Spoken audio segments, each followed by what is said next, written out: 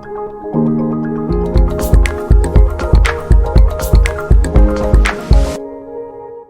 kita tahu set plan kita harus gimana. Nah, berbalik itu seperti apa? Ya, berpikirannya jangan takut untuk apa yang kita yakini ingin menjadi usaha apa gitu. Kita menjadikan usaha apa. Misalnya nih ya kayak sekarang, saya kan betul-betul nggak punya pandangan apa-apa nih, mau usaha apa nih ya gitu ya. Nah, bagaimana kita melangkah untuk mencari tahu usaha apa gampang ya? kok. Oh, gampang ya? Kalau sih udah ada podcast, udah ada studio, apalagi ini difokusin bakal besar. Konten dibuat ada akan masuk terus tuh. Bukan masuk narsumnya, bukan. Ini belum. Ada beberapa yang ada timbal baliknya. Bener ini pikirannya. Oke, kita nggak lihat tahu dari masukannya nggak semudah itu. Memang ya, nggak ada yang instan, betul kan? Nggak ada. Tapi kan ada beberapa faktor yang menguntungkan. Ya misalnya orang bilang gini, aduh YouTube. Promo ICESL di mana sih? Oh iya di sini memang. Di sini. Oh iya, ada studionya ternyata. Ada ininya. Itu tujuan utama sebenarnya awalnya. Yes. Awalnya sampai maksudnya justru kakak yang orang hebat, orang pintar. Oh makasih sama kita bicara justru dengan orang hebat.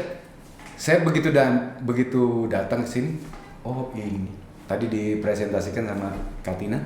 Oh ini. Kak Tini. Ini yang punya orang hebat.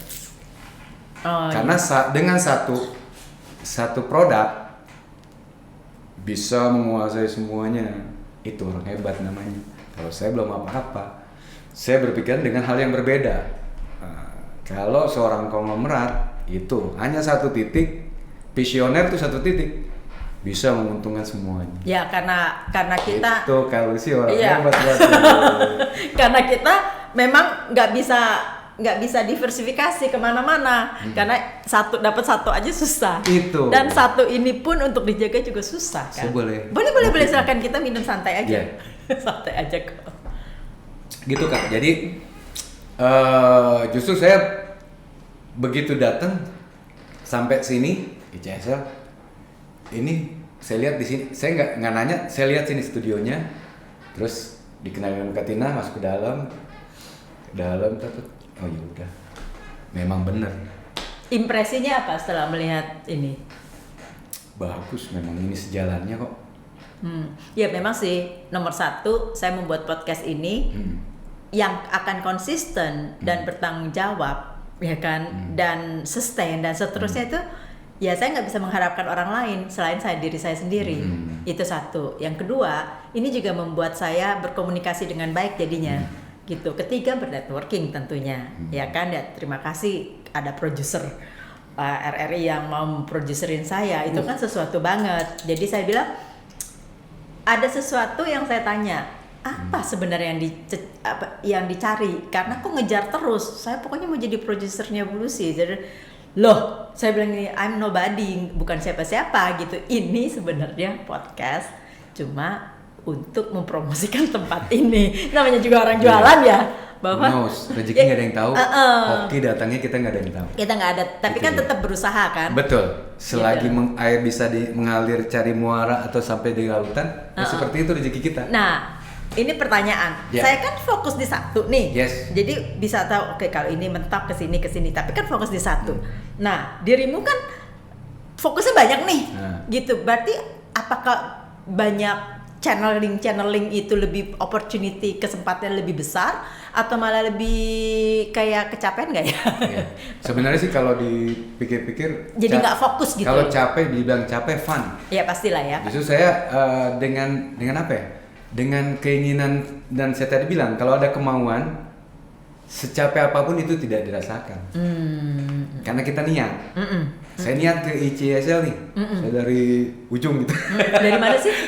Ujung saya kan baru pindah nih ke daerah Depok ujung kan. Oke. Tadinya kan saya di Cibubur. Sama juga dong Depok sama Cibubur. Iya. Ujungnya. Sama cuman kan. Depok lebih enak lah ada kereta ya. Hujan tiap hari. Oh iya. Depoknya deket. Ini Bogor. Deket Bogor dong. Iya. Saya orang Bogor. Oh deh. Bogor Citayam mentok. Oh Citayam. Oh di situ. Ke arah Bojong ya. Iya ya ke arah Bojong ya. Yes. Oke. Itu saya punya playground di situ karena saya pertama si Bimbel itu berdiri sudah 4 tahun nih. Saya bilang progresnya alhamdulillah nih lumayan. Di waktu 4 tahun itu sudah pindah sama juga di Bojong? Belum. Saya masih di Cibubur. Tapi bimbelnya di Bojong. Bimbelnya di situ. Di Bojong. Oh. Yes. Bagaimana melihat bahwa ini potensi banget untuk bimbel untuk sekarang kan pengen belajar juga dong kita. Kata orang-orang sipit bilang ya kan, kalau pengusaha itu kamu lihat 3 bulan, 4 bulan. 3 bulan goyang, 4 bulan sepi, gulung tikar. Tutup gitu ya. Yes. Harus berani itu. Ataupun kalau udah goyang, lu buru-buru cari kesempatan yang lain, peluang yang lain. Itu menurut mereka. Jadi nggak boleh lebih dari 6 bulan lah untuk menentukan apakah itu akan take off atau malah grounded gitu ya. Iya Bu, seperti itulah. Jadi seperti itu. Ngomong-ngomong RRI, dulu broadcast saya almarhum ya, Bapak Atun Budiono. Kenal nggak? Kak? Orang RRI itu, TVRI apa? Saya tahu nama tapi saya nggak gitu ini. Kenal kan? Dia itu yang punya Akademi Media Radio dan Televisi tahun 90 berapa gitu. Saya pernah kuliah di situ. Oh, pernah kuliah di situ ya. Saya sebenarnya bukan orang broadcast. Saya juga bukan orang seperti ini. Saya dulu ke corporate kerja dan berbeda sekali. Jauh gitu. Nah, terus kemudian saya pensiun. Terus kemudian kan saya pensiun dini, kemudian mencari apa sih untuk nanti pada saat pensiun mau having fun, isi waktu, tapi juga berkarya untuk teman-teman gitu. Dulu corporate-nya di perbankan juga? Bukan. Maaf. Dulu saya perbankan atau keuangan itu, financial itu tuh sesuatu yang paling saya nggak suka ya. Waktu awal-awal, tetapi pas di corporate itu ternyata itu adalah jantung dari segalanya. Nah, itulah yang membuat saya belajar bahwa sesuatu yang tidak kamu sukai itu kamu harus kejar itu sampai dengan kamu tidak perlu suka, tapi harus sampai kamu tahu. Itu jadi against diri sendiri, melawan diri sendiri, karena kita nggak kepengen banget ngeliatnya aja gitu kan. Tapi mau nggak mau mesti kita ambil, kita lihat gitu. In a way seperti itu. Nah, itu yang membuat akhirnya melatih kita dan seterusnya untuk ini bukan masalah suka atau tidak suka, tetapi bagaimana kita produktif dan menghasilkan sehingga lingkungan sekitar kita tuh bisa terbantu, apapun itu, sekecil apapun. Itu sih filosofinya. Hebat kamu sih. Tapi kan belum ketemu ngomong sama yang ini. Kok jadi kita yang ngomong sih? Yang ini yang botak. Yang botak ini yang belum. Nggak, curious aja, penasaran aja. Ini banyak sekali yang dilakonin, terus dan berhasil semua. Gini deh, gitu. kuncinya ini saya terbiasa hidup susah. Dari susah itu saya bisa berpikir. Nothing tulus ya? Gimana? Bukan nothing tulus. Jadi begitu saya susah, saya terjepit. Harus bagaimana saya? Itu saya berpikir. Gimana gue cari uangnya? Harus gimana nih gue muter otak lagi? Harus gimana bisa dapat uang? Harus gimana bisa berjalan? Pernah nggak? Dunia ini berputar. Nah, ini kan kelihatannya kita dengarnya happy-happynya semua ya. Pernah nggak yang sampai terpuruk, sampai benar-benar hampir putus asa di titik nadir yang dimana kita bilang, that's it, udah deh, Tuhan kalau nggak ditolong. Pernah waktu saya bantu setel habis. Dari eksporter itu? Dari enggak. Dari dulu sempat di dunia musik ya. Enggak. Saya kecebur. Setiap kali gue tanya beda lagi. Keceburnya dulu. Jadi awalnya tuh dunia pada musik saya dulu. Dulu dapat kontrak. Kontrak sama label besar atau? Label besar rekaman. Tapi saya waktu itu posisi saya masih kerja kan. Kerjanya bukan di perbankan dulu pertama kali. Di dunia kosmetik justru. Saya sebagai manajer juga. Tapi baru naik jadi manajer, saya dapat kontrak. Dilema di situ. Sebenarnya tidak masalah. Saya kan masih awam di dunia mengontrak musik ya. Saya dapat masukan dari teman-teman di musik begini. Saya tanpa kompromi lagi dengan Yayang kan, langsung tanda tangan sih sebenarnya nggak masalah. Cuman saya memutuskan untuk meninggalkan pekerjaan yang rutinitas saya. Itu kesalahan saya. Yang sudah mapan justru ditinggalkan. Baru diangkat jadi manajer, saya tinggalkan. Karena apa itu? Takut karena tidak bisa membagi waktu kah? Atau kepengen bahwa besok kita akan being the star kah? Itu bodohnya saya itu yang menjadi suatu pelajaran buat saya. Padahal sih semua dijalani nggak masalah. Itu terlalu apa? Saya terlalu euforia apa gimana sih? Iya, euforianya terlalu norak gitu. Jadi saya alami seperti itu dulu pertama kali waktu zaman Pita duain. Kita duain. Saya dulu lucunya lagi ini kita kemana-mana. Nggak apa-apa. Zaman saya dulu di kampus broadcast itu kita kan sering ngamen. Ngamen kafe to kafe dari ujung ke ujung. Ya. Yang penting dapat duit lah ya. Yang penting iseng tapi menghasilkan walaupun sedikit. Short time cuma sejam 2 jam kita ngamen. Nah itu nggak lama kita coba yuk iseng yuk kita bikin rekaman zaman dulu waktu jam.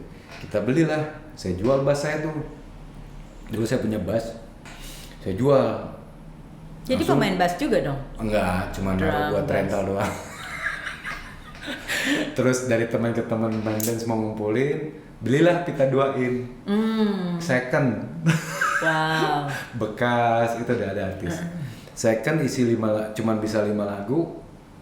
Karena udah ngisi, ada dia isi juga. Di Triple M waktu itu kita isi, kita coba udah 5 lagu, sempet juga sih pas itu di. Tapi di launching di aman. Zaman dulu tuh namanya Bisa TV ya. Oke. Karena kita kan di pemain band di kampus, jadi sesuai bawa nama kampus. Kita dulu. Ya udah itu seperti itu. Itu harga Pitain yang saya beli second itu 2 juta. 5 juta. Zaman dulu itu gila. Iya, zaman dulu tuh 5 juta. Belum itunya, studionya. Triple M tau sendiri. Iya, Triple M tahu. 7 jam sekian. Waktu itu masih murah sih, 350-an ya. Zaman itu 350 mahal loh. Maksudnya zaman sekarang 350 iya, karena murah. Mungkin saya patungan jadi nggak terasa. Oh iya, jadi nggak terasa masa 50-50 iya, kan. atau ada yang ngebosi nih. Dari salah satu teman saya ada jadi manajernya, jadi kadang dia ngebosi. Nah itu sebelum dikontrak atau itu pada saat? Pada saat sebelum dikontrak. Jadi ceritanya yakin nih akan menjadi superstar lah gitu ya. Karena ya begitulah, mungkin justru kita dari satu jalan kebodohan kita yang membuat kita terpuruk itu menjadi suatu pelajaran buat kita. Berapa lama itu? Bertahun-tahun kah atau berbulan-bulan saja? Tahun sih sempat berapa tahun, setahun. Ya itu gitulah. Itu dunia itu menjalani itu keras banget.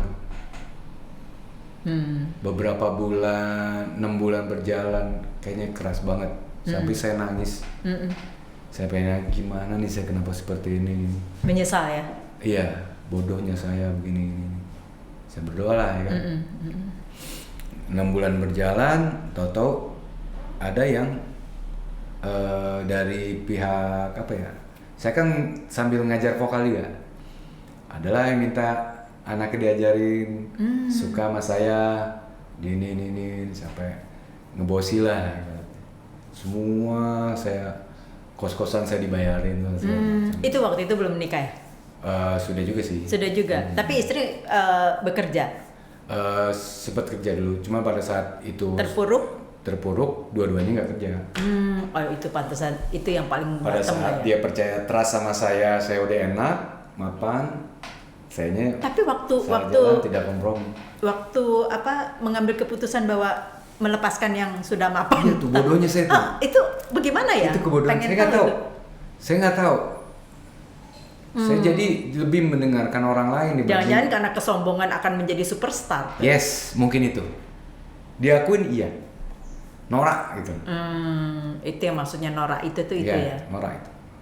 Tanpa pikir panjang udah kepikir, direkam dapat kontrak dari record label yang ini. Pasti akan begini, terus ngelihat. Iya, walaupun nanti setelah berjalan itu sebenarnya sih 3 bulan kemudian sih ada pemasukan, ya kan? Udah mulai berasa. Tapi itu dulu, dapat nih misalkan 30 juta. Tapi itu dulu offline sih ya, maksudnya kan dulu kan bukan Dulu kan nggak ada digital. medsos. Nggak ada Tidak ada medsos digital. kan. Medsos ada cuma beberapa. Jadi beli kaset. Dulu masih zaman apa sih, CD atau kaset sih? Zamannya. Kalau yang di Capsule Yang Music saat List itu, CD.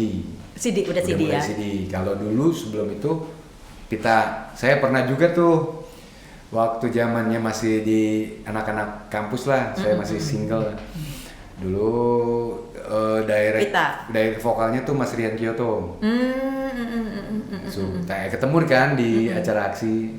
Kenal dia, anak hilang katanya.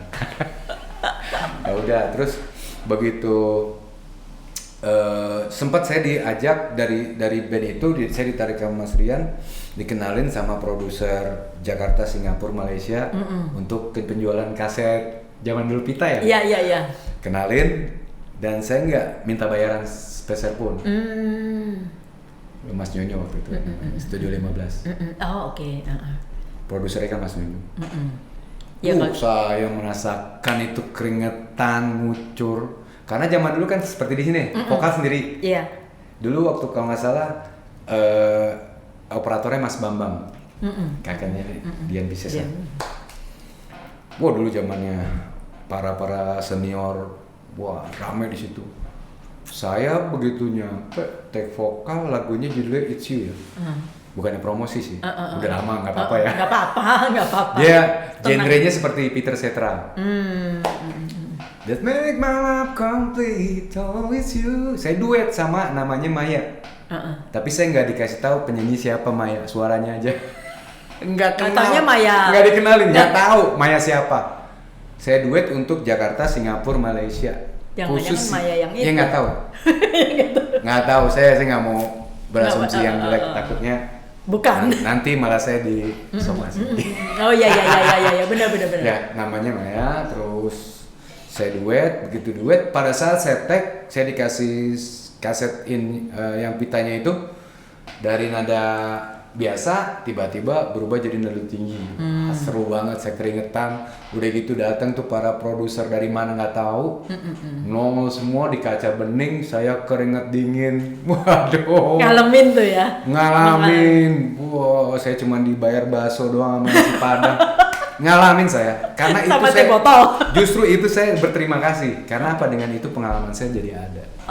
Dan setelah itu banyak dengan panggil isi suara gitu atau gimana? Saya ikut dabar juga. Iya kan, oke. Zamannya film Mercedes itu. Bener kan banyak dulu, banyak. Iya, jadi diperhatikan, jalan perhatikan dulu PH-nya. Saya ikut situ. Nah, itu juga sama. Kok saya nggak dapat bayaran nih? Lah terus makannya pakai apa ya? Itu makan sendiri. Ya udah akhirnya saya keluar. Gitu. Jadi cukup saya tahu belajar seperti apa. Oh ya udah. Tapi taunya bahwa ini bukan sebagai ranah mencari uang gitu. Hobi ya, kesenangan iya, tapi untuk uang, untuk perut enggak gitu. Itu saat kita memutuskan bahwa aduh ini semuanya gue suka nih. Tapi nggak ada duitnya, terus diputuskan untuk keluar aja. Saya dari kemauan saya berkata, lu harus ikut biar lu tahu. Ini Hansnya apa feelingnya kuat gue ya? Iya. Karena saya suka ini dunia apa nih, apalagi dunia nyanyi ya kan. Saya mau tahu nih saya duet seperti apa, suara saya kan nggak bagus-bagus amat, kok diperkenankan ya gitu. Oh ya coba deh, ternyata nggak tahu dah. Kalau zaman dulu misalnya vokalis gitu, apalagi yang belum terkenal gitu, itu bagaimana kita memberikan suara kita kah kepada mereka? Maksudnya? Kepada record label kah? Contoh suara misalnya gitu. Kita harus ada demo, namanya demo. Demo. Demo. Begitu juga kan kayak Mael kemarin, aku kasih demo, yang tertarik itu big bossnya yang punya duit. Kalau produsernya apa sih nih? Begitu dia dengerin, dia langsung nyanyiin keluar, dipanggil saya besoknya untuk kontrak. Keajaiban Tuhan. Ya, kita nggak tahu. Itu memang selain kita berusaha dan berdoa. Yes Kak. Betul. Keajaiban miracle itu memang. Miracle itu selalu ada di semua orang, siapapun itu ada. Kalau kita mau berusaha, intinya kan kita berikhtiar dulu. Betul. Harus lakukan Kita sesuatu jalan dengan dulu, tulus seperti ya. Kalusi. Ikhtiar dulu. Iya, Gua betul. buka podcast. Betul. Tiba-tiba yang terisi rame apa? Di dalam sana.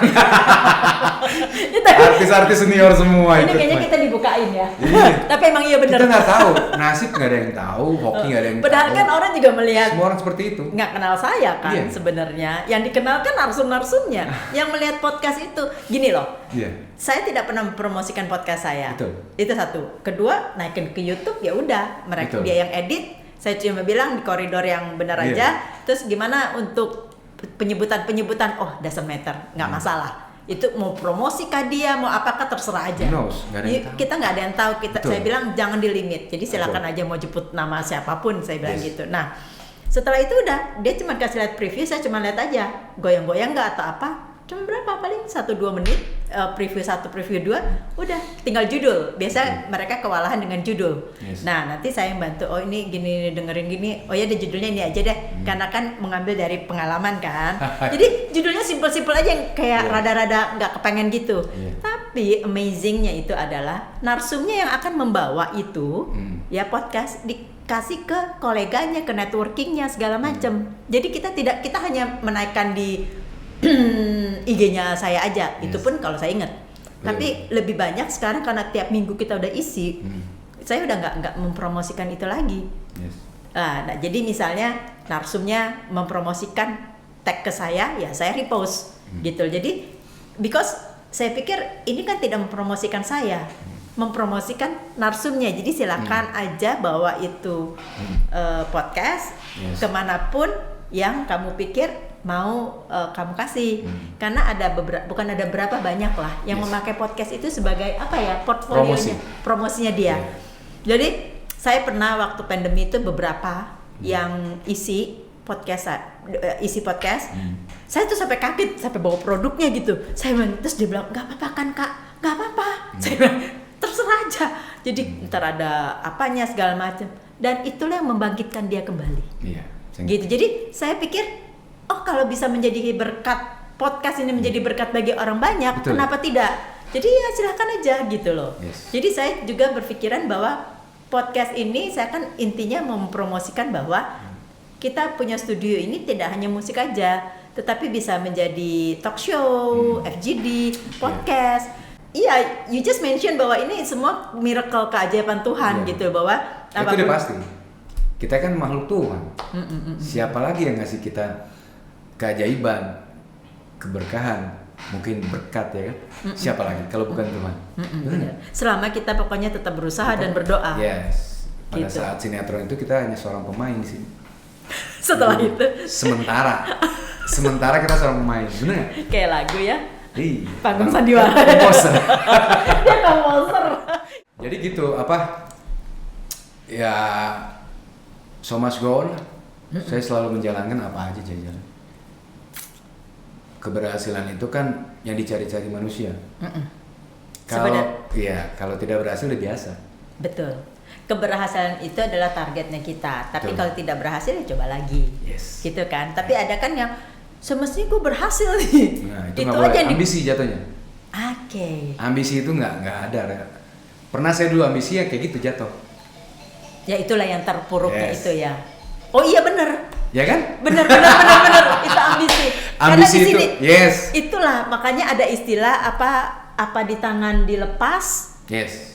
ya kan? Apa yang di tangan tiga item terlepas dengan dulu Ini satu masih karena ambisi. mengawang-awang tapi Mengawang. ambisi dan itu ya serakah ya. Ya, betul sekali. Karena kita berpikir bahwa bulan depan ditangani oleh dia, bulan depan gue jadi terkenal nih. Yes. Pasti gitu kan? Ternyata Enggak, tapi beruntung dong Yes. bahwa ada satu titik di mana kita bisa bangkit kembali. Kan nggak semua orang bisa begitu. ya masih bersyukur. Masih bersyukur. Tuhan masih. Tapi pasangan hidup pasti support juga udah ya. kuat banget ya. Support dari banget ya. Zaman susah, zaman ini. Kadang saya aja yang nakal, saya akui. Masih Manusia. bersyukur nih. Saya harus banyak bersyukur. Udah kalau itu udah jangan diomongin itu Oh, nanti, iya. nanti mengaku dosa bingung kita. Oke.